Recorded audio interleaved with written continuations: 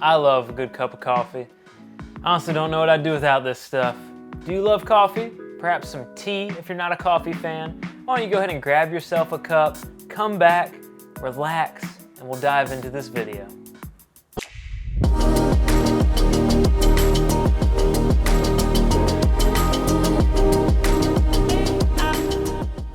Hello my friend, it is good to see you. Dylan here, and welcome to another episode of Quick Tip Tuesdays. Today we'll be talking about a quick tip to save you a lot of time when you edit in Premiere. And that tip is to make a favorites folder for your favorite effects. I have my computer right here. I'm gonna hop on over and show you what I'm talking about.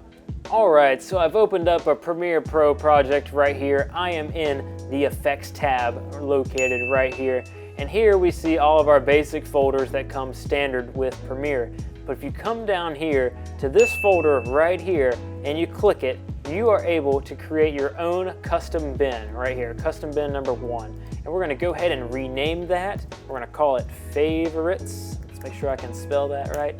And then what we can do is we can come in here and we can type in all of our favorite effects to drop in there. Maybe you like Warp Stabilizer a lot. I use that. Maybe we look at some audio effects. I'm gonna go ahead and drop in Exponential Fade. And maybe you have your own custom preset that you love using all the time. We can go ahead and drop that in as well.